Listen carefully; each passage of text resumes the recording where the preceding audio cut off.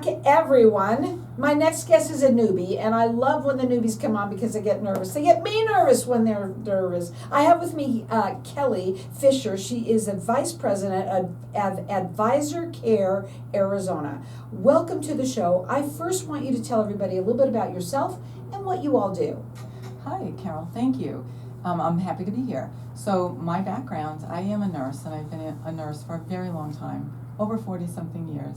Critical care background, never thought I would go into hospice.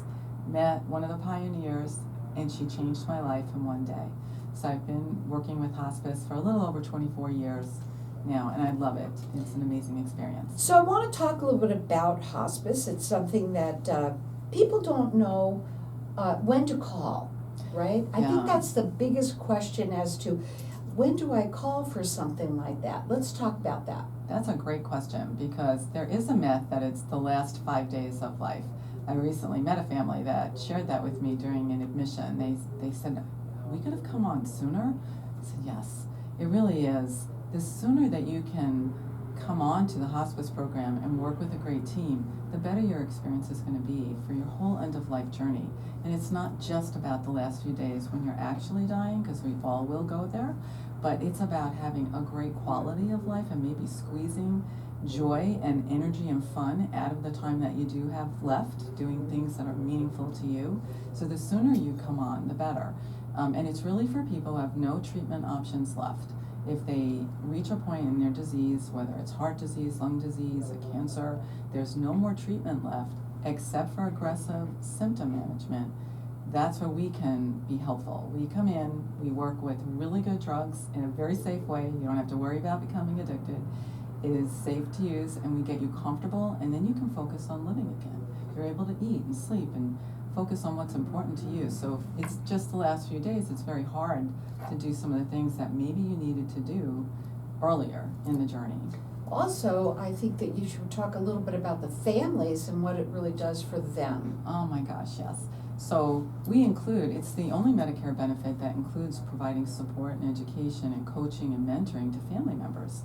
So we want your family to help you have the best of life experience as well. So our team, it's a holistic approach there, will come in. We have social workers, chaplains, CNAs that will come and help with cares and teach you how to do those cares.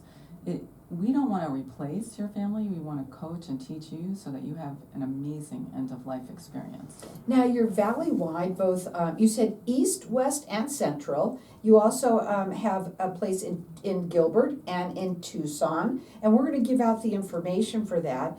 The phone number is for Gilbert is 480-284-4600, and Tucson is 520-372-4365. It's advisacare.com. I want to talk a little bit too about this.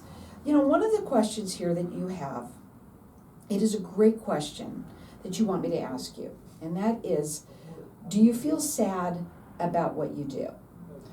So that is a great question. What I would say, there are moments of sadness when you're saying goodbye to someone that you've cared for and helped a whole family, but it's also joyful because you know they had a great end-of-life experience. On my way here today, Carol, one of the patients that I met several months ago who turned 100 actually called to say, hey, Kelly, if you're having the team review, because we review all of our patients every 2 weeks, if you're having that review tomorrow, would you please do me a favor and just let your team know what a great job you've done and how much joy you've given me? And I can't believe I'm still here at 100, but your team really helps me every single day. And I did offer for her to call into the team, and she's like, no, I'll cry if I do that. And I'm like, goodness, you shouldn't do that. We're so happy, and it's such an honor to help you with this end-of-life journey. So that's where the joy comes. And I think that people don't realize that hospice is it's a wonderful thing to have as a you're not taking over. No. I think that's important for them to understand, that it's like you're an angel with wings, that you kind of take the family under your wings to help, and the patient, help them through the process. Is that correct? That is correct. I kind of, when working with staff, I'll say to them, we're coaches. We're really coaching and mentoring the family because it will help them as they go through the experience. If we go in and take everything over, that's not gonna help the healing process down the road. So very much we're coaches and mentors. So this is another question that's important too, and I want you to explain it, because if I don't understand it, they're not gonna understand it either. So it says, can someone graduate from a hospice program? What does that mean? Yes. Does that mean graduated and passed, or does it mean graduated and lived? Graduated and lived. So we do have patients that come on board that maybe have excruciating pain related to an illness that is causing that pain. And once we can get them comfortable and they start to recover, they may not have a prognosis that would keep them eligible for the Medicare hospice benefit. So we look at 6 months as a time frame, but if you survive past 6 months and your disease is progressing, you can be in it. We've had patients who can be in hospice 2 and 3 years. But if you're actually getting better, then we will discharge you and work with a palliative care program. So you see, it's not always just for the dying. No, That's not at all. okay to say it that way, I don't know. Yeah? And I actually, when I was out in the field and I worked as a nurse for like over 12 years, I would tell my patients, I want you to know, we only get paid by the Medicare benefit every day you're alive. There is no incentive for me to have you end your life sooner. I want you to be on my team for a while. I want you to have fun. Let's get the hard work done, designing your end of life, and then let's look at what's going to give you joy. Their phone number to call in Gilbert is 480-284-4600, and Tucson is 520-372-4365. AdvisaCare.com. They are valley-wide, east, west, and central, and they do what you call a complimentary, you called it an evaluation. Yes, we do. And what does that look like? Someone from our team will come out and meet with you and talk about what options there are available. It may not be hospice, it may be our home care program, but we'll find out what you're eligible for and what's the best fit, and we'll get you into the right place to get support. And, I think it's important for people, if you have somebody who is, maybe they're not in a comfortable situation, right? I think the best thing to do is to call and get that evaluation, get the information, and Yes. know and understand how it all works. Because it's a very hard time in people's lives, right? And they're confused, they're scared. There are people that are alone here, Yes. that their family doesn't even live here. How does Yes. that work?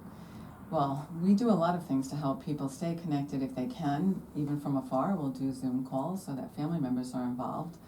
So that's one thing we do, but we also have volunteers. We have an amazing volunteer program, and they'll go out and spend time with you, maybe doing some of the fun things that you want to do, that you don't have anybody else to help you with. We have somebody that wants to go shopping at Nordstrom. We found a buyer too. that will do that. I know, right? In baseball games, I'm always asking, does anyone want to go see the New York Mets play the Diamondbacks? I do that on admissions when I help out, and I get a lot of laughs on that. I bet. Yeah, but we have people But I who didn't go to know that you baseball games. offered that service, you see? Oh yeah, definitely. It's what do you want? What is important to you? And people tell us they want to go to casinos, they want to go shopping, they want to see family. So whatever it is, we'll try our best to help you get there. So are all hospices alike? That's a great question. No, they're not. Not everybody is providing all that's supposed to be provided in the Medicare hospice benefit. So when you do interview a hospice, ask them if they provide all of the services of the interdisciplinary team, including physical therapy and occupational therapy, because if we get your pain under control, we'll have our therapists come in and then help you get ready to get in that car. It's not the same kind of therapy you would get if you fractured your hip. It's more modified so that you can tolerate it, and it might take a few months to get there instead of a few weeks, but we'll get you there so you can get to the game. Now, the other one here is, who is on your team? That's another great question. We have nurses, social workers, physicians, volunteers, CNAs, probably the most important support. I hope I'm getting everybody. I don't think I left anyone out. It's okay. I mean, because the thing is about the people that are listening, and it could be you, it could be someone that you know. I think that if you have any questions, to have them call and let them answer them, because I think that everybody's gonna be at a different stage. But it doesn't necessarily mean the last 5 days. No, not This at is all. huge, as much as I personally did not know of some of these. And my father and mother did have hospice in California. It is a wonderful thing for not only for the patient, but for the families. Their phone number again to call is 480-284-4600. That's in Gilbert. And Tucson is 520-372-4365. You can check them out on their website. It is advisacare.com.